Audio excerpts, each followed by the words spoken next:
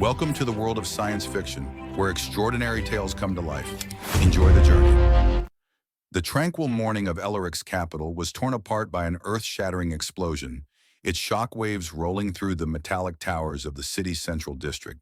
Through the rising dust and debris, Cale Voller strode forward, his hands tucked into the pockets of his worn coat, an old tobacco pipe held firmly in his teeth. He didn't flinch as the chaos erupted around him. A slow, deliberate step. The crowd of pale-skinned Elorians scattered, panic painted on their faces. But Cal wasn't in a hurry. He struck a match against the rough heel of his boot, lighting his pipe with a casual flick of his wrist. "Well, that's just perfect timing," he murmured, exhaling a cloud of smoke as the ember flared up. 5 days into his planetary relief mission, and now this. Smoke spiraled around his rugged face as he surveyed the destruction wrought upon the High Dominion's government quarters. Drone units circled overhead, their red lights flickering like fireflies in the haze, scanning the wreckage. Kyle adjusted his coat, then ducked under the shadow of a collapsed archway.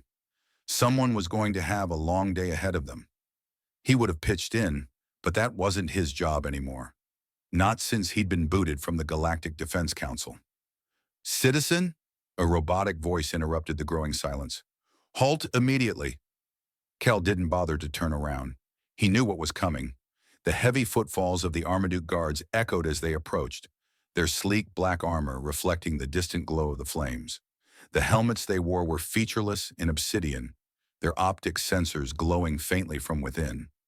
The guards moved with purpose, a seamless blend of technology and muscle. "Hey, fellas," Kyle said, his voice low and unbothered. "I'm just here with the Terran Relief Corps. Engineering consultant, you know? No need for all the theatrics." One of the guard's helmet lights flashed once.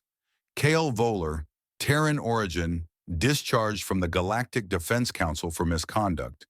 Alleged sabotage." Cale's lips curled into a wry smile. "Come on, that's ancient history, buddy. I was just suggesting an upgrade to the reactor's cooling system. Not the kind of thing that's going to blow up a palace." The guard's voice remained devoid of emotion. "Surveillance footage confirms you were in possession of a detonation device precisely 23 minutes prior to the explosion." Kyle's eyes widened, the pipe almost slipping from his mouth. "What? No, that can't be right. Before he could finish, a high-pitched hum filled the air, and a stun baton struck his side. Kyle's body seized with electricity, his muscles locking up, and the world tilted sideways. The last thing he saw was his pipe clattering to the ground, glowing embers scattering like dying stars. The holding chamber was carved from a single massive piece of violet quartz, its smooth walls reflecting Cale's distorted form from every angle. No sharp corners, no edges, just an endless curve of crystal that seemed to press in on him from every side. "Comforting," he muttered, running his fingers along the cool surface. His jacket, boots, and belt had all been removed. Standard procedure, he figured. At least they left him his shirt and trousers. What I wouldn't give for a smoke right now. A small door in the wall opened silently. A figure emerged, a high-ranking Elorian official. His uniform was rich with ceremonial markings, his skin a deep violet, and his dark robes shimmered with an almost imperceptible blue glow. His eyes, hidden beneath a crown of light implants, glanced toward Cale without a hint of emotion. "Prisoner Voller," he intoned coldly, his voice layered with authority. "I am Procurator Malthion. Your trial will begin in 1 hour." Kyle pushed himself upright, his joints stiff from the stun blast. "Trial? I just got here. I need a lawyer." "Your embassy has been contacted," the Procurator continued without flinching. "They regret to inform you that your status as an official representative has been revoked." Kyle took a step forward, frustration creeping into his voice. "Look, I didn't do this. I'm an engineer, not a terrorist. You have to have some mistake in your footage." Malthion's expression was unreadable. "Your record shows otherwise. You attempted to bypass safety protocols by replacing a critical stabilizer with a homemade steam engine." Kyle groaned and rolled his eyes. It was a prototype, a backup system to power the emergency lighting. A pulley with a kettle could have generated enough steam pressure to, well, forget it. The point is, I'm not some bomb maker. Malthion's gaze didn't waver. "The footage does not lie." He extended a small device projecting grainy video of Kyle, someone who looked almost exactly like him, examining a small cylindrical object near the palace. The figure in the footage was partially obscured, but the build, the clothes, everything matched. "That's not me," Kale protested, leaning in to get a closer look. "It looks like me, but it isn't. I was at the relief station, fixing water filters all morning." Malthion's voice was ice cold.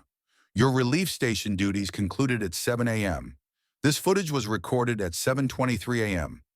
Kyle ran a hand through his unkempt hair. "There's got to be a way to prove it. Witnesses, tracking data, anything." "Your trial will begin in 55 minutes, Malthion replied, turning toward the door.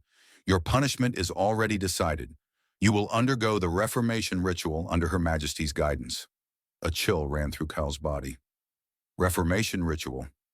That sounds intense. Malthion finally gave a slight, emotionless nod. "It is efficient. Her Majesty's expertise purges rebellious thoughts. Your mind will be cleared of undesirable impulses." He paused as if savoring the moment. Few humans have endured it. None required a second session.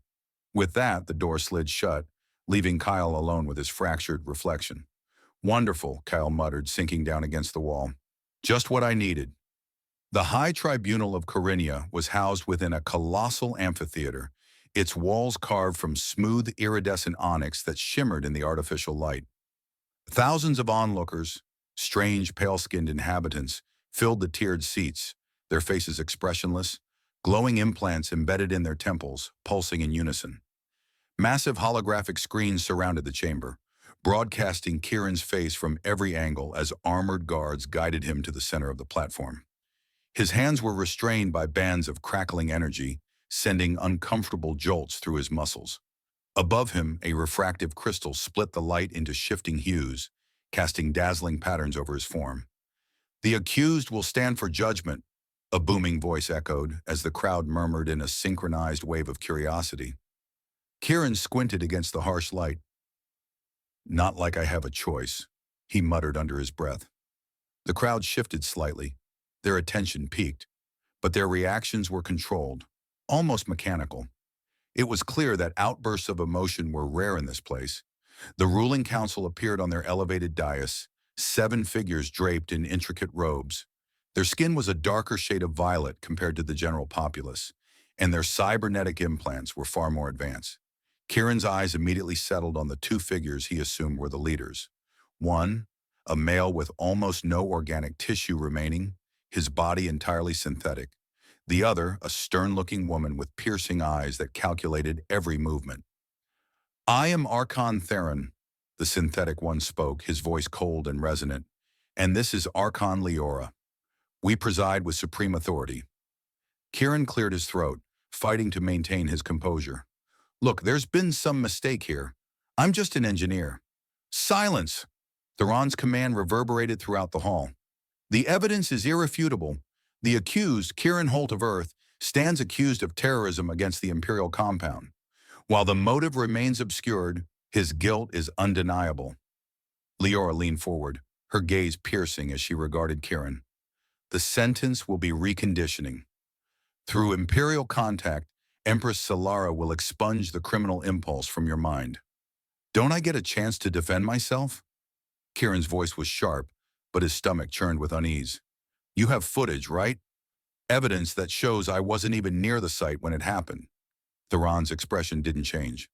"Your concept of justice is irrelevant here. On Corinia, justice is a process of correction, not punishment. We do not cast judgment based on fleeting notions of fairness." The crowd's implants pulsed in a quicker rhythm as a new presence entered the chamber, changing the atmosphere in an instant, from clinical formality to something approaching awe. Kieran turned and felt his breath catch. Empress Solara glided into the chamber, floating gracefully on a platform that shimmered beneath her. She was tall, impossibly poised, her violet skin glowing like polished obsidian under the lights.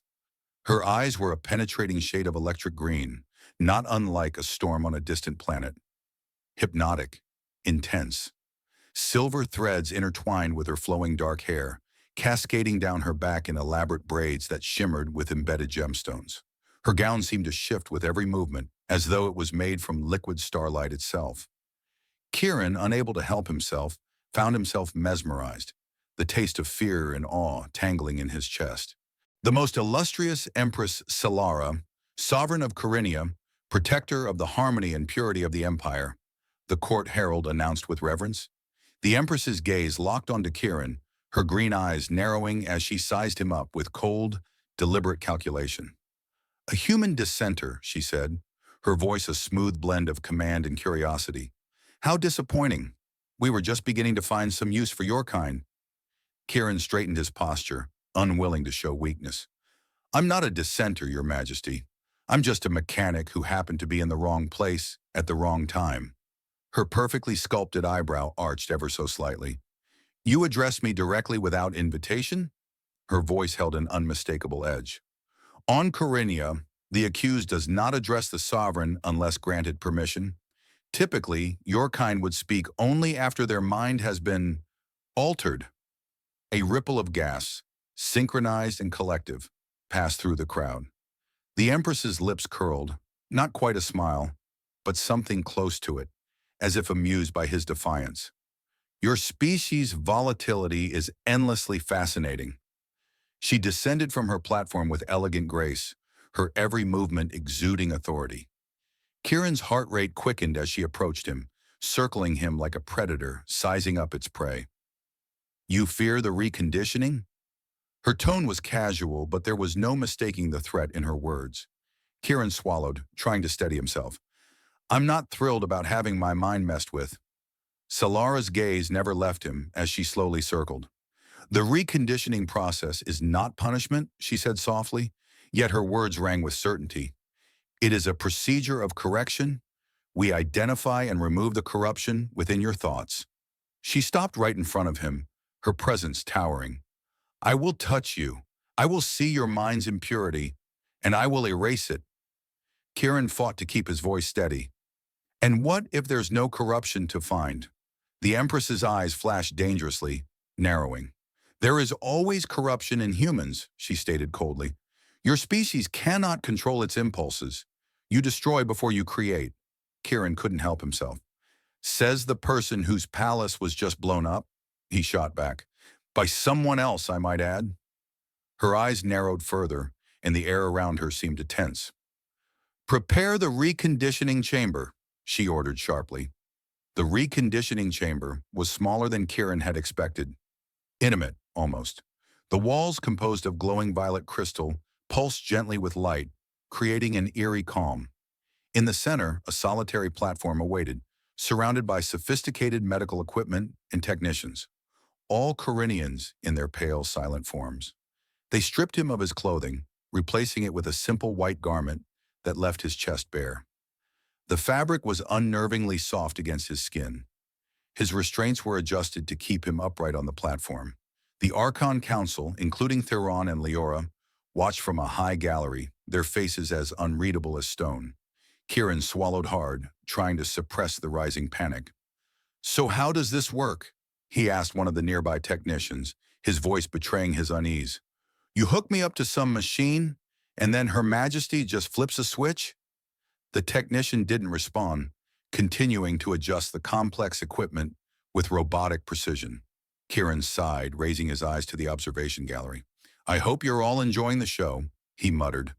The chamber doors slid open, and Empress Solara entered, now dressed in a simple yet elegant robe that clung to her form, emphasizing her otherworldly perfection.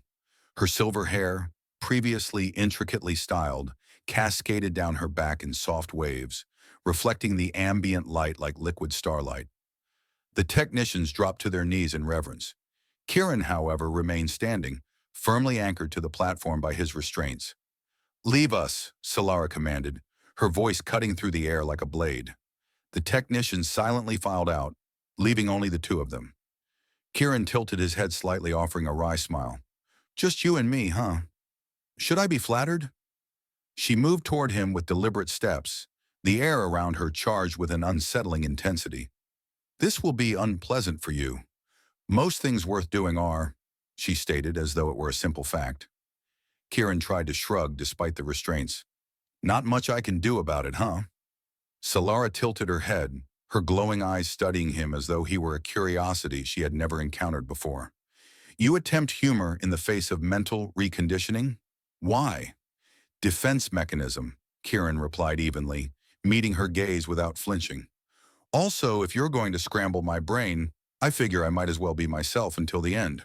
You will still be yourself, she corrected, her voice steady and unnervingly calm. Just improved. Without the desire to harm. I don't have the desire to harm, Kieran insisted. I told you. Silence. She raised her hand, her long, delicate fingers hovering inches from his face. The words struck him like a whip, and the room seemed to tighten with the weight of her command. The ritual reveals truth. If you are indeed innocent, you have nothing to fear. Kieran flexed against his restraints, his heart racing as anger surged through him. That's what every authoritarian regime says before they... Her hand made contact with his chest, and the world erupted into blinding sensation. Kieran gasped as electric fire shot through his veins, a searing warmth spreading across his body. The heat was unbearable, yet he didn't burn. The sensation was both physical and mental, as though her touch had breached his mind, sifting through his thoughts with the precision of a surgeon. But something was wrong. Solara's composure fractured. Her eyes widened in shock, the soft blue light in them turning a dark, unnatural black. Her violet skin began to glow with an eerie, pulsing light, as if her very being was reacting to the force she had unleashed. What? What is this? She gasped, her voice tinged with confusion, then fear. Something deeper, more primal, began to seep through her words. Kieran felt it too.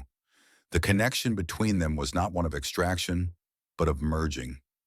It was like a resonance, a harmonizing force that amplified, becoming overwhelming. Her presence in his mind was no longer a cold invasion, but an intimate, uncontrollable force. She tried to pull away, but her hand remained pressed to his chest as if magnetized to him. Her breath quickened, her face contorting with emotions she could no longer suppress. "Stop this," she commanded, but her voice wavered. "Your mind, it's not submitting." Kieran couldn't have answered if he'd wanted to. The connection deepened, flooding his senses, and images from her mind. Centuries of existence. Emotions buried beneath layers of cold detachment. The crushing weight of ruling an empire flashed before him. Then with a strangled cry that was both anguish and ecstasy, Solara tore her hand away from him, staggering backward, her flawless poise shattered. Her skin flickered with erratic pulses of light, and she gasped for air, her chest rising and falling violently. Kieran slumped against his restraints, equally shaken. "What just happened?" he breathed, his heart pounding in his chest. Solara stared at him, her eyes wide and alive with something new, fear, vulnerability, and something else he couldn't quite define. "You'll break me," she whispered, a rare softness entering her voice. Her fingers brushed against her chest, the spot where their connection had formed. Then, astonishingly, she smiled. It was a real smile, not one of calculated power or authority, but something genuine. "I welcome it." In the observation gallery, the Archon Council erupted into motion, alarms ringing throughout the chamber as panic spread like wildfire. Solara's eyes locked with Kieran's, a silent understanding passing between them. Something fundamental had shifted, something that couldn't be undone. 3 days after the ritual, Empress Solara paced restlessly in her private chambers. Her perfect composure had unraveled. Sweat beaded on her violet skin, despite the carefully controlled temperature of the room. Her silver hair, usually immaculate, hung loose around her shoulders, a shocking departure from the polished image she projected to her subjects. "Increase cooling by 7 degrees, she commanded, her voice strained, but the AI responded, "Temperature already at biological minimum, Your Majesty. Further reduction not advised." Frustrated, Solara hurled a crystal ornament across the room. It shattered violently against the wall, scattering icy shards across the polished floor. The display of emotion, something she had never allowed herself to indulge in, was a sign of the deep turmoil stirring inside her.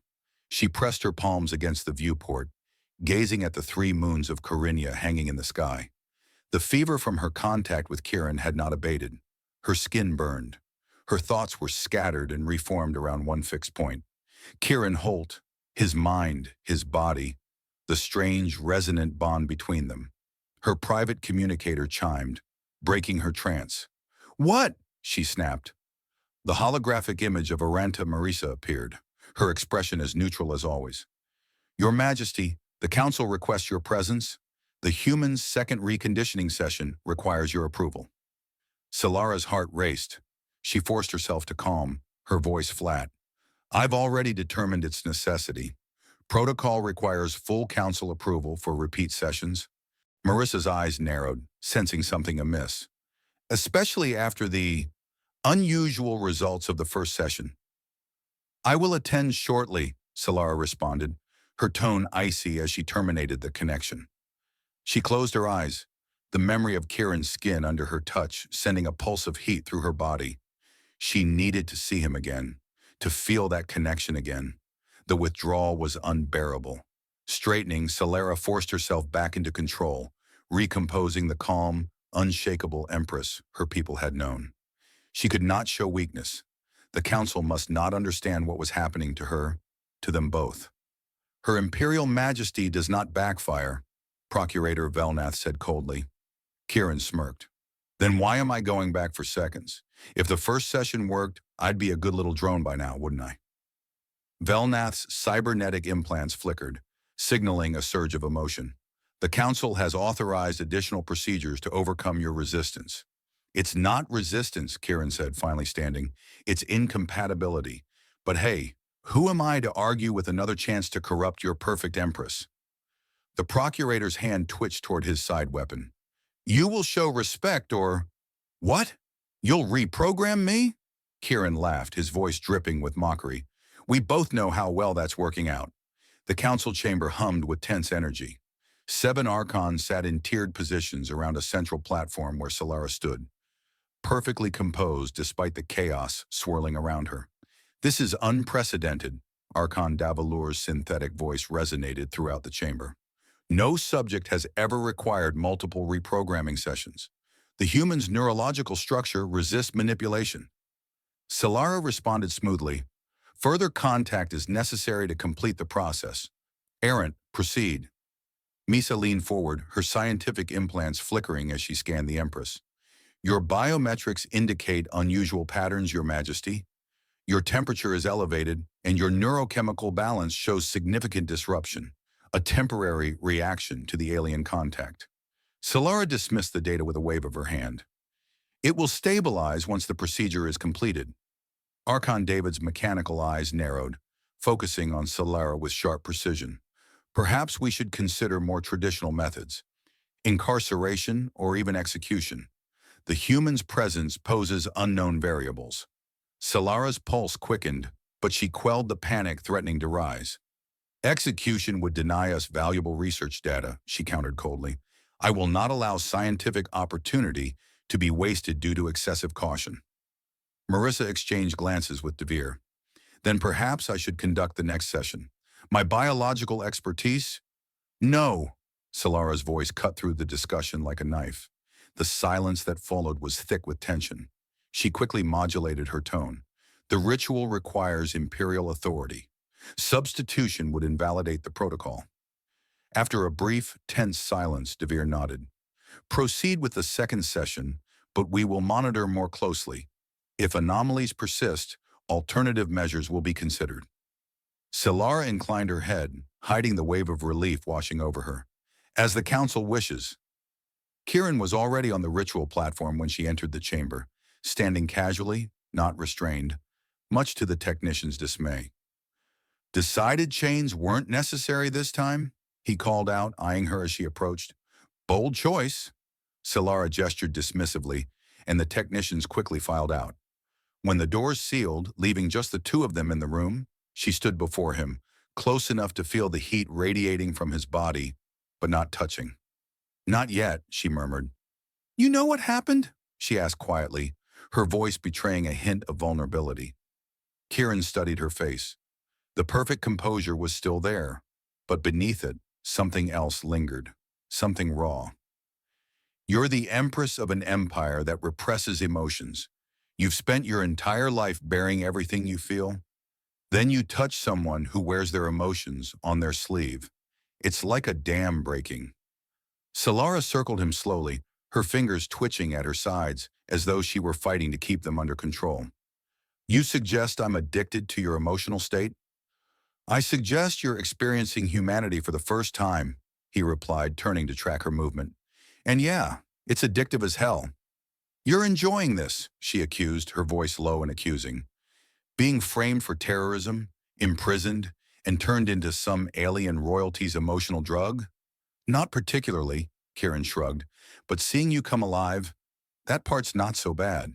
Her breath quickened, a slight tremor betraying her composure. The council is watching. Let them watch, Bashuram, Kieran said nonchalantly. They can't understand what they've never felt. If I don't complete your reprogramming, they'll execute you. So reprogram me, she demanded, her eyes flashing with authority. He spread his arms wide. Or pretend to. Your choice, Your Majesty. Without warning, her hands shot out, gripping his wrist with surprising strength. The connection sparked instantly, a surge of electricity arcing between them, sending shocks of sensation through their nerve endings. Solara gasped as her carefully constructed facade shattered, her expression twisting with a blend of pleasure and pain, both sensations mingling in an overwhelming storm. Kieran gritted his teeth against the overwhelming wave, watching with a mixture of fascination and something darker as Solara's transformation unfolded. Her skin began to glow brighter, veins of light tracing beneath her surface like bioluminescent circuitry. You call this a punishment? He managed through clenched teeth. If I'm a criminal, I like the sentence. Her eyes locked onto his, pupils dilated until the once electric blue was nearly eclipsed. What are you doing to me? Nothing you don't want me to do, he leaned closer, the connection between them intensifying. You can rule a galaxy, but you can't handle me, can you? Solara trembled, trying to fight for control but failing spectacularly. This is forbidden. Impure. Feels pretty damn pure to me. The connection snapped, and both of them staggered back, the intensity of the bond leaving them breathless. Solara braced herself against a console, her chest heaving with ragged breaths. Kieran rubbed his wrist where her touch had left glowing marks on his skin. The council will notice something's wrong, he warned, his voice low. Solara straightened, her posture solidifying with determination. Let them try to stop me. The scandal that followed rocked the imperial palace when Empress Solara declared Nicholas Kieran absolved of all charges and appointed him as cultural liaison to the throne. Even more shocking was her decree that he would reside in the imperial wing, specifically in chambers adjoining her own. This is outrageous, Archon de Valor raged during an emergency council session. The human remains a dangerous dissident. Evidence was inconclusive, Solara countered calmly from her throne, her composure restored for the moment. The fever had briefly subsided after their second ritual, giving her a moment to regain control. Further investigation revealed discrepancies in the surveillance footage. The throne acknowledges the possibility of error. Marissa's eyes narrowed, a faint flicker of suspicion crossing her features. This unprecedented reversal coincides with your unusual physiological responses during the rituals. We must consider the possibility of contamination. Are you suggesting I am compromised, Aranta? Solara's voice dropped dangerously low. I am suggesting a medical evaluation, Misa responded. Your implants are showing irregular patterns consistent with suppression failure. My implants function perfectly, Solara lied smoothly, her heart pounding in her chest. In truth, she had disabled the emotional suppressors herself the previous night, a treasonous act that would have horrified her only a week earlier. The human's presence serves imperial interests. His unique perspective aids in our understanding of Earth relations. And his residence in your private wing? Devlor pressed, his voice thick with suspicion. Security precaution, Solara replied coolly. I can monitor him directly. She rose from her throne, signaling the end of the discussion. The council's concerns are noted. The decision stands. Kieran stretched out on an absurdly luxurious bed, savoring his first real smoke since his arrest. The Velcherian tobacco substitute burned smoothly in his restored pipe, filling the opulent chamber with a sweet, soothing aroma. A hidden door slid open, and Solar entered, now dressed in a flowing silver dress that somehow managed to be both modest and provocatively revealing. "Your council hates me," Kieran observed, not bothering to rise. "Congratulations on your first political crisis." "They suspect," Kia continued, pacing the room. "They don't know exactly what, but they suspect." Nick blew a smoke ring toward the crystalline ceiling, his smirk playing at the edges of his lips. "Your perfect Empress gets off on touching a dirty human," he said, voice dripping with sarcasm. Kia's eyes flashed. Crude but essentially correct. "What happens between us defies physiology. My species evolved beyond emotional dependence centuries ago. Implants regulate neurotransmitters, preventing emotional extremes."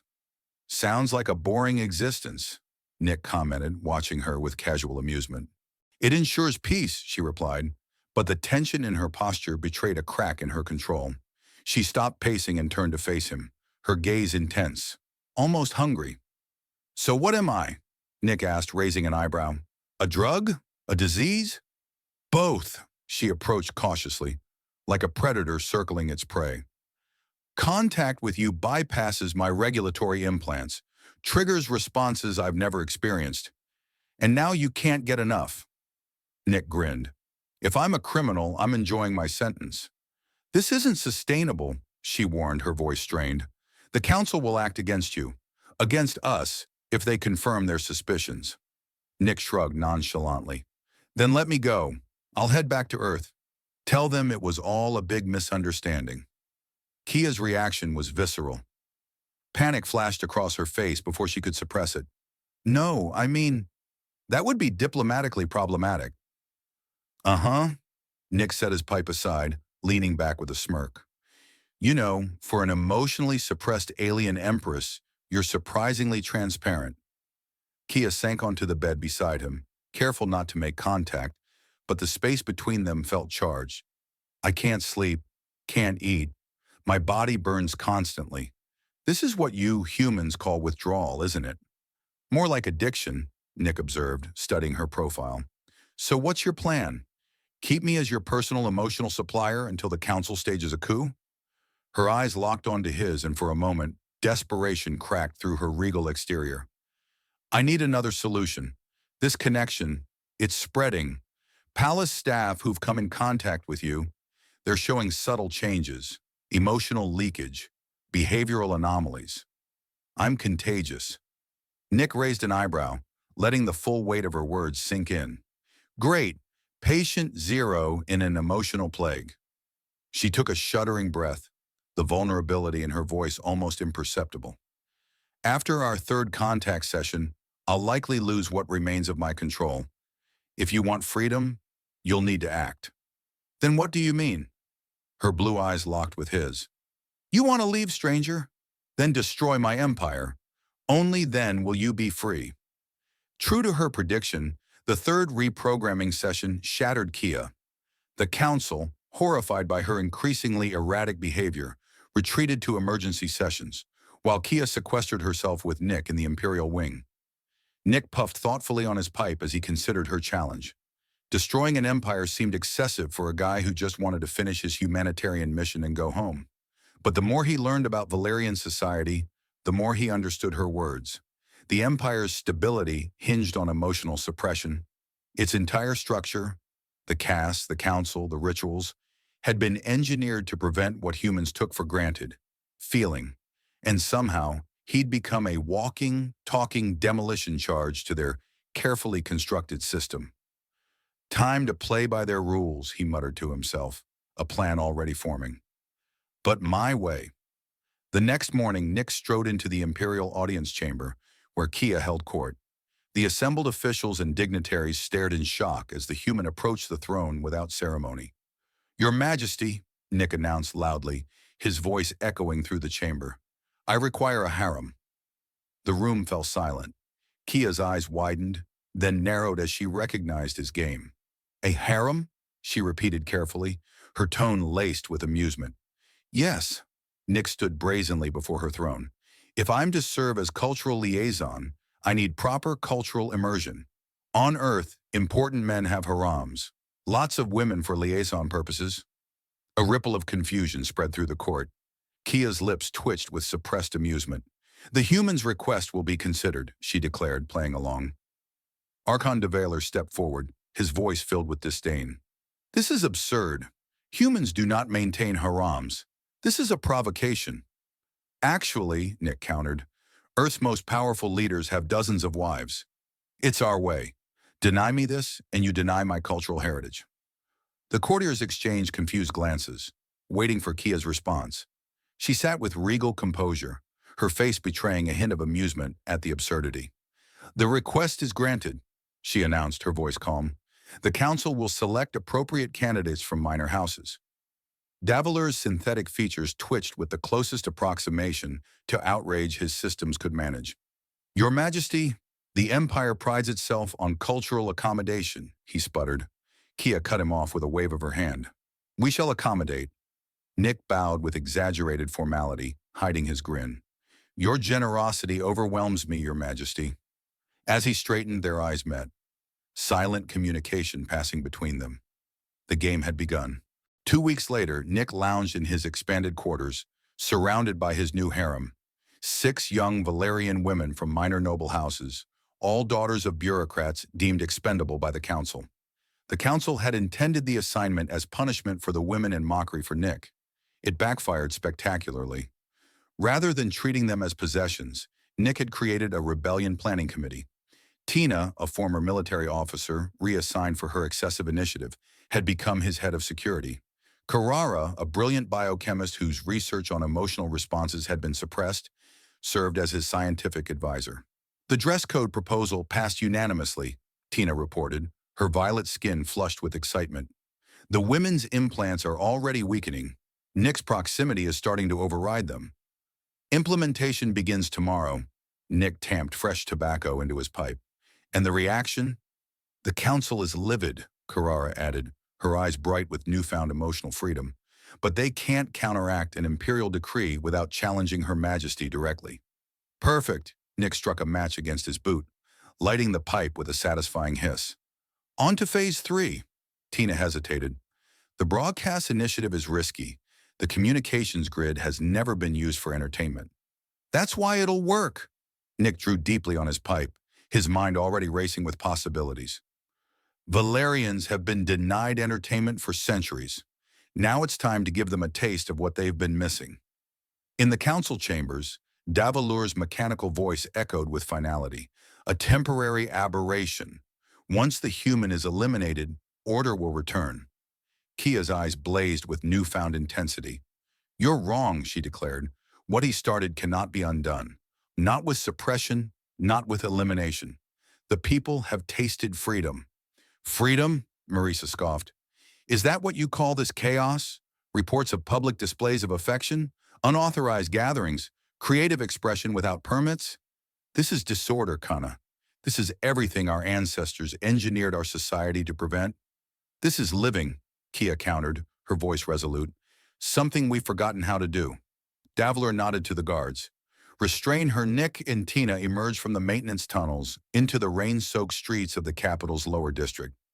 Above them, the crystalline spires of the Imperial sector glittered against the night sky, security drones swarming between them like agitated insects.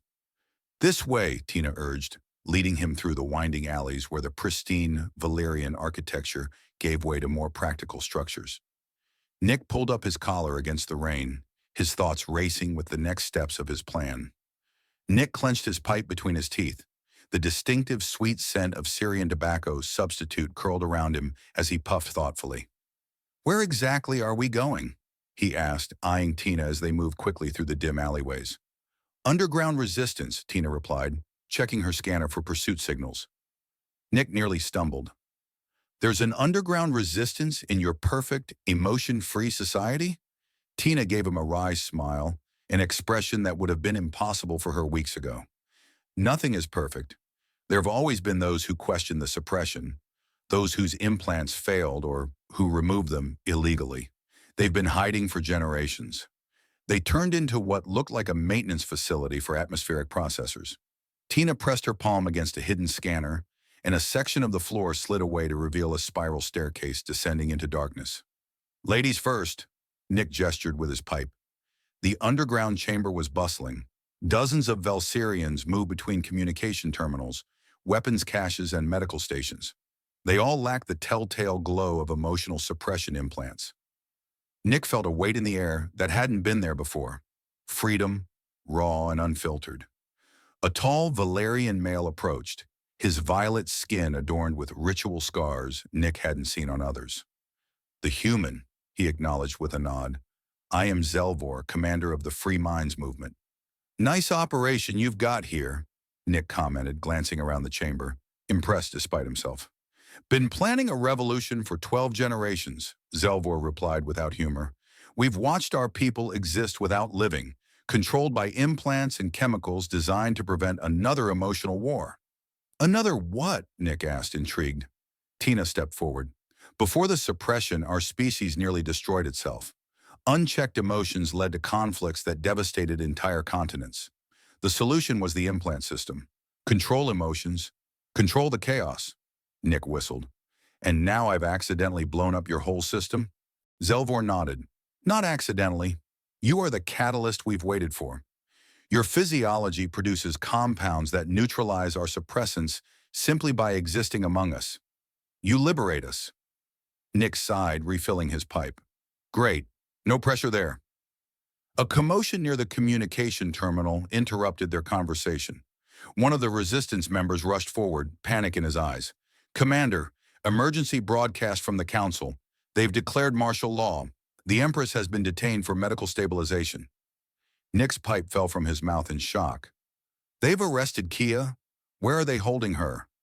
"Sub-level medical facility beneath the palace," the communications officer reported, face grim.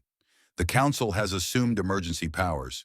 They've ordered your immediate termination as a biological hazard." Nick bent down to retrieve his pipe, his mind racing. "So I'm officially an alien plague now?" "Fantastic. What will you do?" Zelvor regarded him with curiosity. "And what will you do?" Nick struck a match against his boot, relighting his pipe with deliberate calmness that belied the storm brewing inside him. "Originally, I was planning to lay low, let this blow over, and catch the next transport back to Earth." Tina raised an eyebrow. "And now?" Nick exhaled a perfect smoke ring before answering. "Now I'm going to rescue an Empress." 3 hours later, alarms screamed across the Imperial Palace complex as security systems detected unauthorized access to the medical sublevel. Nick, Tina, and Carrara moved swiftly through the sterile corridors, wearing stolen guard uniforms and carrying weapons. "Cell block ahead," Carrara whispered, checking her scanner. "One occupant, heavy security." "Guess who's popular?" Nick muttered, the absence of his pipe making the moment feel less familiar. As they approached the guard station, the two Valerian security officers stood, their implants glowing with suspicion. "Identify yourselves," one of them demanded, eyeing Nick warily. Nick stepped forward confidently. "Special delivery from Arshan Davalur." Then, flashing a charming smile, he added, "Miss me?" The guard's eyes widened in recognition, and before they could react, Tina's stun batons dropped them to the floor. "Celebrity status has its advantages," Nick quipped, grabbing a security card from one of the unconscious guards. He swiped it through the cell door reader. "Let's hope Her Majesty is in a good mood." The door slid open to reveal Kia strapped to a medical bed, surrounded by monitoring equipment. Her silver hair was tangled, and she wore a simple medical gown instead of her royal garments. Despite her disheveled state, her eyes burned with a fierce intelligence as they locked onto Nick. "You're supposed to be escaping the planet," she accused as he quickly freed her from the restraints. "Change my mind," Nick replied, helping her to her feet. "Breaking out seems more fun than breaking away." "The Council has seized control," she warned, steadying herself against him. "They've ordered your execution." Nick shot her a grin. "Yeah, nothing says welcome to our planet like a death sentence." He supported her toward the door. "Let's discuss my unpopularity somewhere else." They hadn't gone more than 10 steps before alarms intensified, and red security fields activated at both ends of the corridor, trapping them. "Perimeter breach contained," announced the facility AI. Security teams are converging on sub-level 3. Plan B? Carrara asked, her voice tinged with nerves. Nick glanced at Kia. Any suggestions, Your Majesty? Kia straightened, her imperial bearing returning despite her medical gown. The central access shaft connects all sub-levels to the palace proper. Lead the way, Nick gestured. They reached the access shaft just as the first security team rounded the corner. Plasma bolts sizzled past them, and Tina returned fire, covering their retreat. Going up, Nick announced, activating the emergency lift. Next stop, Revolution. The Imperial Broadcast Center occupied the highest spire of the palace complex, its transmission capabilities reaching every corner of the Velserian Empire. Nick and his unlikely band of revolutionaries fought their way through increasingly desperate security forces to reach it. Live broadcast in 30 seconds, Carrara announced, fingers flying over the control console she'd commandeered from the regular operators. The override will reach all frequencies. Nick turned to Kia, who had changed from the medical gown into a battle-card combat suit borrowed from Tina. Ready to address your people, Your Majesty? Kia met his gaze, and for the first time since their escape, certainty replaced the doubt that had clouded her eyes. I am no longer certain I am their Empress, she said quietly, but I am ready to be their voice. The broadcast indicators flashed green. Every communication device, public screen, and household terminal across the Empire suddenly displayed Kia's image, with Nick standing resolutely beside her. Citizens of Valeria, she began, her voice steady and clear. I speak to you not as your Empress, but as one awakened. For 3 millennia, we have existed, but never truly lived. We traded our emotions for order, our passions for peace. Her fingers brushed the small, faded scar at her temple, where once an implant had glowed. Now I stand before you, free from regulation, experiencing the full breadth of human emotion, a gift our ancestors once feared. The Council calls this contamination, a sickness brought on by this outsider. She gestured toward Liam. They are wrong. This is not a plague. This is a cure. Liam took a step forward, his voice steady. Your leaders built their society on fear. Fear of what you could become if allowed to feel. They feared disorder, chaos. Yes, freedom carries its risks. But without feeling, there's no real living. Rhiannon's hand found his. Liam gave me the freedom to feel. He gave us all a choice. If that makes me a traitor, then so be it. Just then, the doors to the broadcast center shattered, and Commander Talon stormed in, flanked by elite soldiers. Enough of this rebellion. Too late. Lyra, stationed at the control panel, called out. The signal has gone out. Everyone has heard it. Talon's cold, mechanical face twisted in rage. It changes nothing. The Council will restore order. The outsider will be eliminated. The disease will be eradicated. Look outside, Liam said calmly, pointing to the immense windows behind them. Below, the streets were flooded with citizens, their faces brimming with expressions they'd been forbidden to show for centuries. The implants that had controlled them for so long now darkened, leaving their humanity fully exposed. Your empire is already shifting, Liam said. You can adapt to this, or you will fall. Talon's grip tightened on his weapon. I choose neither. Time seemed to freeze. The charged weapon hummed with lethal energy. Liam didn't flinch, locking eyes with the commander as he calculated their chances of survival. Lower your weapon, Commander! A new voice echoed through the doorway. Everyone turned to see Kalen, leading a group of rebels and, shockingly, palace guards, now free of their mind control implants. Your own forces have made their choice, Kalen said. They choose freedom over obedience. Talon's eyes scanned the room, calculating. This is madness. The system has brought peace for generations. No, Liam interjected. Peace isn't about the absence of conflict. It's about learning to handle it with emotional intelligence. Your system didn't create peace. It created a hollow silence. Give up, Talon. Rhiannon's voice rang out with authority, her imperial presence unmistakable. Join us in creating a new world. For a moment it seemed Talon might relent, but his expression grew even colder. Never! He fired, not at Liam or Rhiannon, but directly at the broadcast equipment. The room erupted in chaos as the resistance, and the guards opened fire in response. Energy bolts ricocheted off the walls. Liam grabbed Rhiannon, pulling her down to the floor as a stray shot obliterated a control panel above them. When the dust settled, Talon lay on the floor, his mechanical body sparking with damage. Lyra had captured Maris, trying to escape in the confusion.